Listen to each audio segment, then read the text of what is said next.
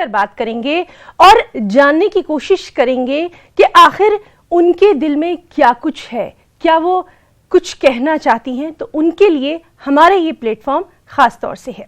तो चलिए आज हम बात करेंगे तलाक सलासा पर। जी हाँ, इसके बारे में बहुत बात हो रही है, चाहे वो सियासी जमातें बात कर रही हों, बयानात हो रहे हों या फिर कानूनी तौर पर। लेकिन आज हम कुछ हट के बात करेंगे। आज हम उन औरतों के बारे में बात करेंगे जिनसे जुड़ा हुआ ये पूरा मामला है, यानी एक कोई भी खातून। जब एक लेडी की बात हो रही है, एक खातून की बात हो रही है, तो आखिर उसको भी तो पता होना चाहिए कि ये तमाम चीजें हैं क्या। और इसके लिए हमारे साथ मौजूद रहेंगे हमारे कुछ खास मेहमान। तो चलिए सबसे पहले आपका उनसे तारुफ करवा देते हैं। हमारे साथ नोएडा स्टूडियो से मौजूद रहेंगी, बहुत ही जाना पहचाना नाम है अंबर जैदी साहिबा, जो कि समाजी तौर से काफी सरगर्म रही हैं। और लखनऊ से हमारे साथ मौजूद रहेंगी ताहिरा हसन साहिबा, जानी मानी शख्सियत हैं, औरतों के लिए काम करती रही हैं। सदफ फरीद साहिबा माहिर तालीम हैं। तो अपने तीनों खास मेहमानों का हम बहुत बहुत इस्तकबाल करना चाहेंगे अपने खास प्रोग्राम परवाज मुबाहिसा में। तो चलिए प्रोग्राम की शुरुआत करेंगे। सबसे पहले तो आप तीनों का मैं बहुत बहुत इस्तकबाल करना चाहती हूँ। आज वैसे भी नया साल है, नई प्रोग्राम की शुरुआत है। हम आज बात करेंगे तलाक सलासा पर। अंबर जैदी साहिबा, सबसे पहले हम आपसे शुरुआत करना चाहेंगे। बहुत जिक्र आ रहा है, सुर्खियां बन रही हैं तलाक सलासा, तलाक सलासा। समाजी तौर पर आखिर हम इसको किस तरह से देखेंगे? देखिए, सबसे पहले तो मैं आज नया साल है और आज नया साल का पहला दिन है। आपको और जितने भी लोग हम सबको देख रहे हैं उनको नए साल की बहुत बहुत मुबारकबाद देना चाहती हूँ। पर उसके बाद हम अपने मुद्दे पे आते हैं, ट्रिपल तलाक, इंस्टेंट ट्रिपल तलाक, जो काफ़ी टाइम से चर्चा का मुद्दा बना रहा है और बहुत बहस भी हम लोगों ने की है, बहुत लड़ाइयाँ भी की हैं, काफ़ी कुछ ताहिरा जी भी साथ में है, हम लोगों ने बहुत सारी डिबेट्स की हैं, बहुत सारा काम किया है। तो मसला ये आता है कि जो हमारे समाज में एक ऐसा तबका है जो इस चीज़ का इस्तेमाल करता आया है, जबकि ये इस्लाम का हिस्सा नहीं है और ना ही कुरान और हदीस में इसका कोई ऐसा को माना जाता है। उसके बावजूद भी जब ये इस्लाम का हिस्सा नहीं है फिर भी इसका इस्तेमाल होता आया है। तो कहीं ना कहीं औरतों के लिए एक उनके साथ एक गलत होता आया था, उनके साथ जो जुल्म होता आया था वो एक ज्यादती का एक हथियार बन गया था। तो उसके लिए कानूनी उनको प्रोटेक्शन मिलना बहुत जरूरी है और कानून बनना चाहिए। इसी के लिए हम लोगों ने अब तक इतनी लड़ाई लड़ी है और यहाँ तक मुहिम चलाकर यहाँ तक पहुंचे हैं। जी अंबर साहबा, आपकी बहुत सारी खवातीन से, बहुत सारी लेडीज से बात होती रहती होगी, क्योंकि इतनी जल्दी तो हम लोग किसी चीज पर नहीं पहुंचे हैं, सालों लगे हैं यहाँ तक पहुंचने के लिए। वो कुछ अपने तजुर्बे आप हमारे साथ शेयर करना चाहें? देखिए, हम लोगों ने अभी दिसंबर में ही 8 दिसंबर को एक डॉक्यूमेंट रिलीज किया था जिसमें 25 खवातीन की जो उनकी आप बीती है हमने उस डॉक्यूमेंट में रिसर्च में डाली है। और उसका रविशंकर प्रसाद जी ने जो लोकसभा में बहस के दौरान उसका रेफरेंस भी दिया था। जी। तो अलग अलग देश में जाके, अलग अलग सूबों में जाके अलग अलग औरतों से मिले, उनकी कहानियां सुनी और उनकी कहानियों को लोगों तक पहुंचाया और उस पर काम किया।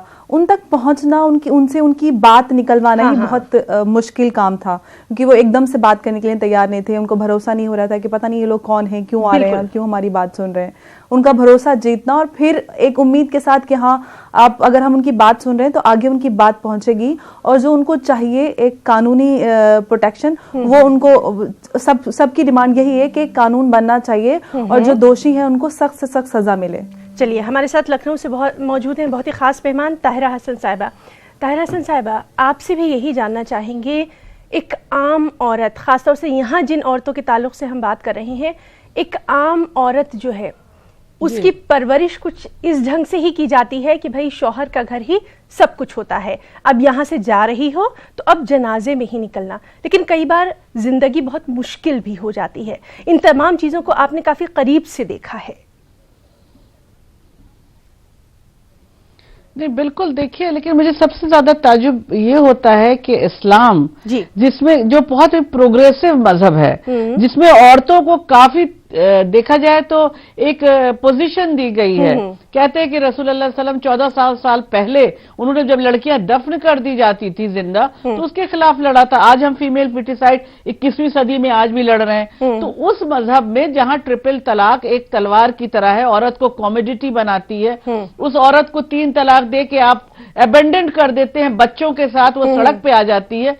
उस मजहब में लोग कैसे इसकी साथ खड़े हैं? जब 22 मुस्लिम मुल्क इसको हटा चुके हैं, तो हमारा भारत, हमारा ये देश जो सबसे बड़ा लोकतंत्र है, वहां किस तरह से मेरे समझ में नहीं आता है कि मुस्लिम मौलाना साहिबान और मुस्लिम पर्सनल लॉ बोर्ड इसके साथ खड़ा हुआ।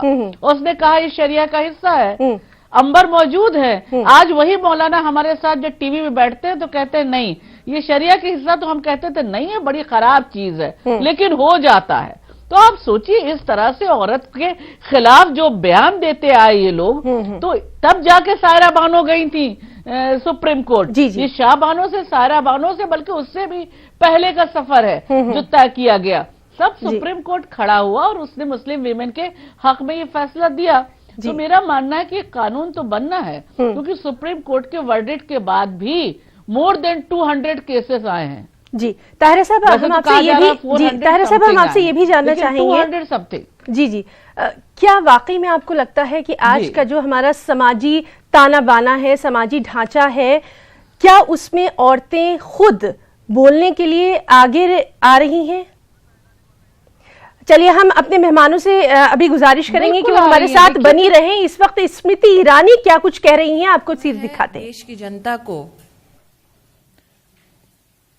कांग्रेस के एक ऐसे विशाल षड्यंत्र के संदर्भ में संबोधित करने जो कांग्रेस की कुनीतियों को परिभाषित करता है। आज नए साल के इस नए दिन में हम सब समय के उस कालचक्र को देख रहे हैं जिसके अंतर्गत साल 2010 में कांग्रेस के लीडरशिप के आदेश पर तब के गुजरात के गृह मंत्री, वर्तमान में हमारे राष्ट्रीय अध्यक्ष अमित शाह को एक राजनीतिक षड्यंत्र के अंतर्गत कांग्रेस के नेतृत्व ने प्रताड़ित करने का दुस्साहस किया। पूर्ण जिम्मेदारी के साथ भाजपा के कार्यकर्ता आज राष्ट्र की जनता को बताना चाहते हैं कि साल 2010 में कांग्रेस के नेतृत्व के आदेश पर सीबीआई ने अमित शाह को एक राजनीतिक षड्यंत्र के अंतर्गत अरेस्ट किया। न्यायाधीश के सामने जाकर यह कहा सीबीआई ने कि हम अमित शाह को इंटेरोगेट नहीं करना चाहते, सिर्फ और सिर्फ अरेस्ट करना चाहते हैं। उसी दिन चार्जशीट भी फाइल कर दी और जेल में सड़ने के लिए अमित शाह को छोड़ दिया। बाहर यह राजनीतिक प्रपंच किया गुजरात सरकार के खिलाफ, क्योंकि तब के मुख्यमंत्री, वर्तमान प्रधानमंत्री नरेंद्र मोदी को अमित शाह को राजनीतिक प्रतिद्वंदी के रूप में कांग्रेस पार्टी सुनिश्चित कर चुकी थी और देख रही थी।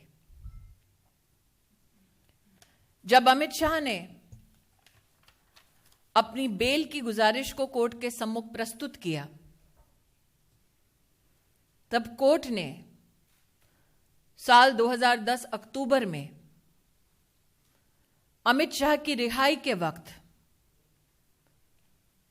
जो शब्द कहे वो आज अंग्रेजी में दोहराती हूं वो baton. Suggesting involvement of the accused is not made out for the purpose of deciding the complicity of the accused in light of character of evidence. Court ने प्रतिस्थापित किया कि अमित शाह के खिलाफ कोई सबूत नहीं था, लेकिन कांग्रेस की मंशा थी राजनीतिक प्रपंच करना,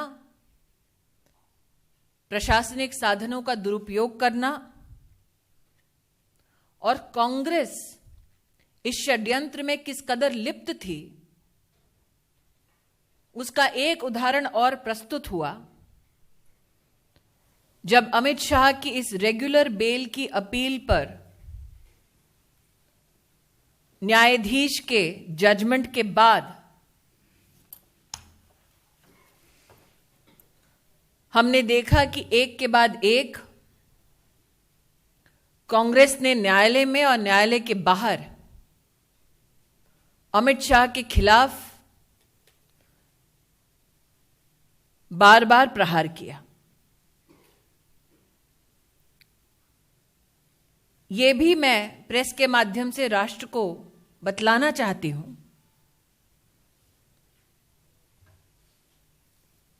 कि जब स्पेशल जज सीबीआई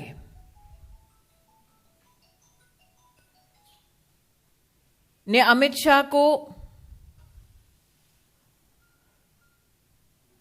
30 दिसंबर 2014 में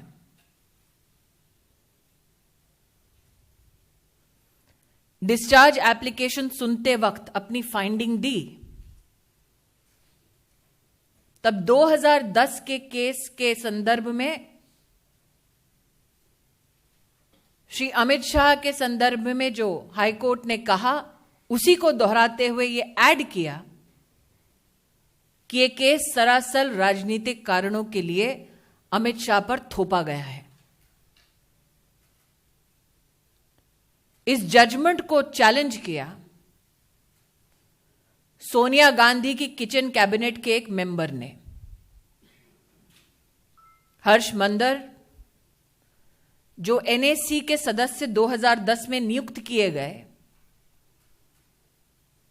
एनएसी जो यूपीए के कार्यकाल में एक शैडो कैबिनेट के नाते काम कर रही थी, सोनिया गांधी के किचन कैबिनेट का एक मेंबर जाता है कोर्ट में और अमित शाह के डिस्चार्ज के खिलाफ अपील करता है। लेकिन आज न्यायपालिका को भाजपा के कार्यकर्ताओं की ओर से आभार व्यक्त करती हूं कि कांग्रेस के षड्यंत्र को मुंह की खानी पड़ी, न सिर्फ मुंबई हाई कोर्ट में बल्कि ऑनरेबल सुप्रीम कोर्ट में भी। हाल ही में जो स्पेशल कोर्ट का जजमेंट आया है उसमें जज ने अपना जजमेंट रिकॉर्ड करते वक्त कहा कि 210 विटनेसेस को एग्जामिन किया गया।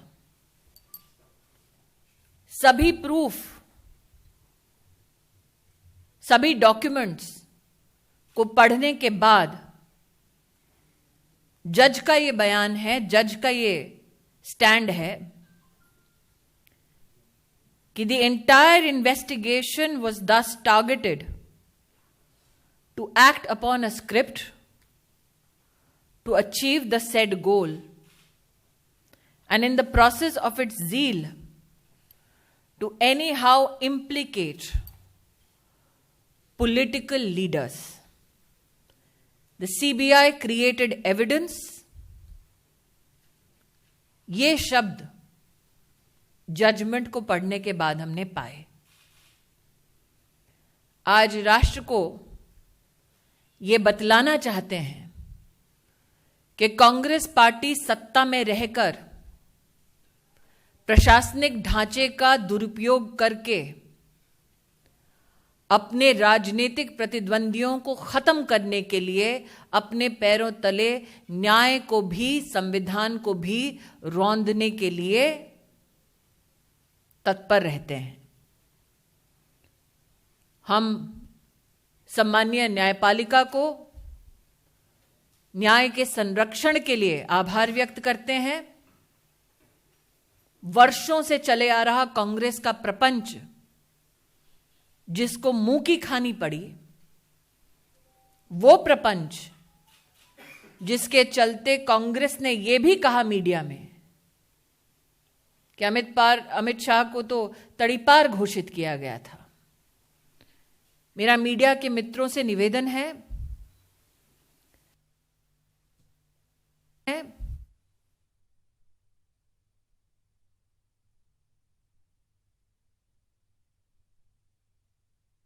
कि अगर कांग्रेस की तब की केंद्र की सरकार को लगता है कि वो हस्तक्षेप करेंगे तो वो अपने राज्य से, अपने परिवार से दूर रहना पसंद करेंगे, ताकि पूरी इन्वेस्टिगेशन की प्रक्रिया बिना किसी हस्तक्षेप के कांग्रेस कर पाए।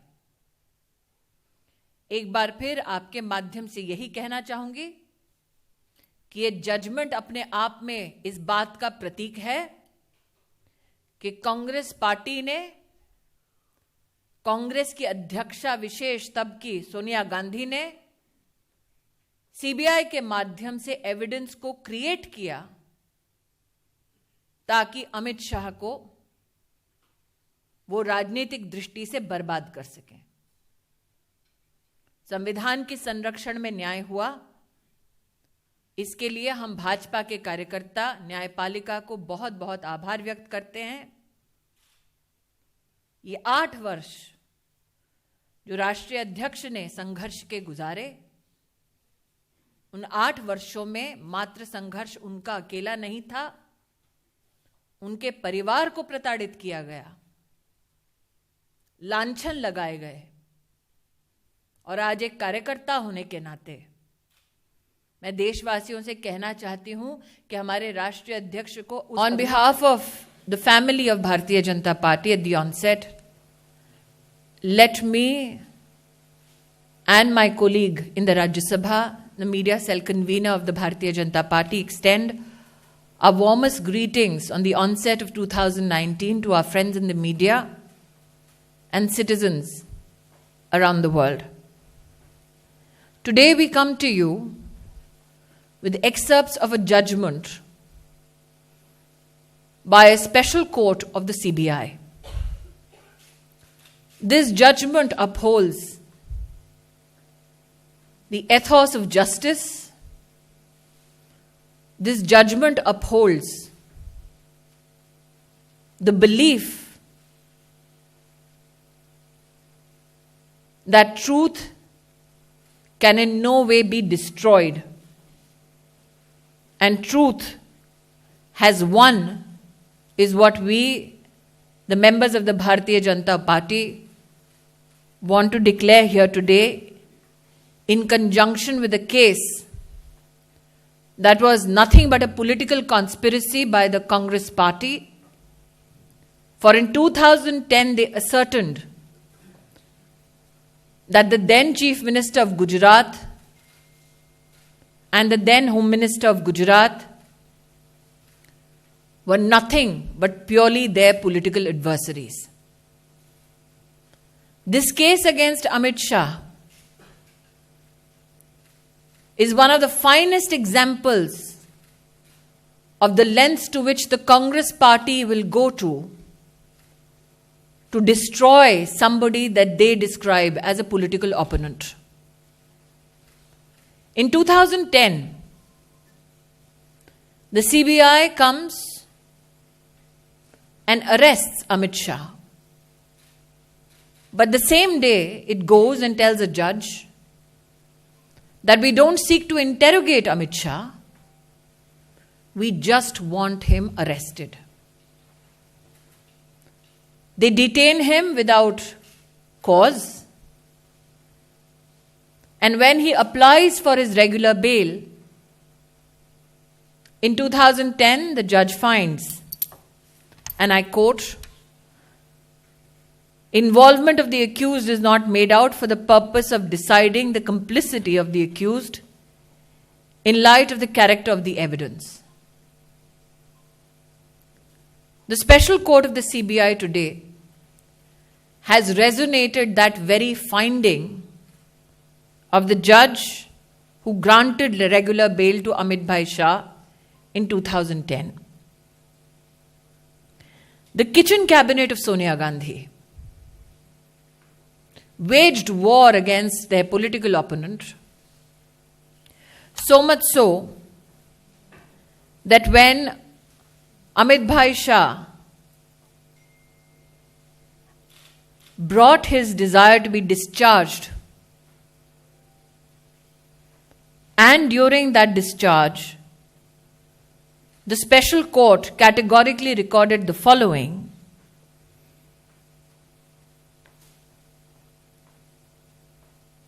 that the applicant is apparently shown to be involved, I quote, in this case by CBI for some political reasons. This very judgment was challenged by an NAC member appointed by Sonia Gandhi in 2010. Mercifully, both in the Bombay High Court and the Honorable Supreme Court, this contention of the Congress-led attack failed. Ladies and gentlemen, I attract your attention to the judgment by the special judge, who, after examining 210 witnesses and voluminous evidence, has said that the entire investigation was thus targeted to act upon a script to achieve the said goal, and in the process of its zeal, to anyhow implicate political leaders, the CBI created evidence. This is an example of how Congress party pursues political opponents. Create evidence, ensure that a person is arrested for no other purpose, just so that they want the person behind bars. Today, as I read out excerpts of the judgment, one can say that this was not alone the challenge faced by Amit Bhai Shah. It was a struggle endured by his family. And this is what we want to highlight to the nation: that the Congress party will spare nobody that comes in their pursuit of power. Power not so that the Congress can serve people, but power so that the Congress leadership can serve one family. I am now open for questions. Thank you.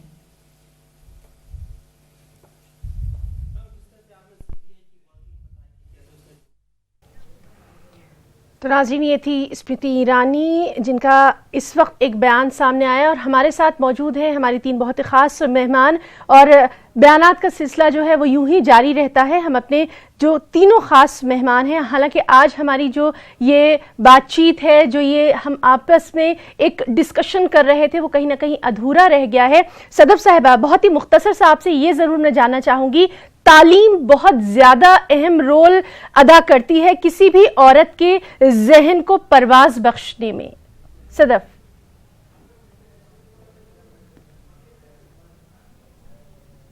जी बिल्कुल, तालीम का बहुत अहम role होता है और हमारे मजहब में तो तालीम को बहुत ज़्यादा इम्पोर्टेंस भी दी गई है। जी, हमारे प्रॉफिट ने, हुजूर ने खुद ही कहा कि तालीम हासिल करने के लिए जितने ज्यादा दूर जाना हो जाओ। चीन तक की जाने की मिसाल दी गई है। और एक ट्रिपल तलाक की सबसे बड़ी वजह हमारे माशरे में ये है कि तालीम की कमी। जी जी, हमारी लड़कियां, जो हमारा एक तबका, मुस्लिम समाज का एक तबका जो है, वो तालीम से काफी दूर है, तालीम से जुड़ा हुआ नहीं है। उनके ये नॉलेज की कमी होना ही उनके लिए एक बहुत बड़ा खसारे की वजह बन रहा है। जी, वो इनके एजुकेटेड ना होने की वजह से ही वो एक तलाक दे देता है शौहर, और वो बीवियां खुद भी नहीं जानती उनके हुकूक क्या हैं, तलाक का सही तरीका क्या है, वो बेचारी उस चीज को एक्सेप्ट कर लेती हैं और उनकी। तो हम अपने तीनों खास मेहमानों का आज का उनका कीमती वक्त देने के लिए बहुत बहुत शुक्रिया अदा करना चाहेंगे और आगे भी हम इसी तरह का अपना ये प्रोग्राम जो है वो जारी रखेंगे। बहुत बहुत शुक्रिया आप तीनों का। आदाब।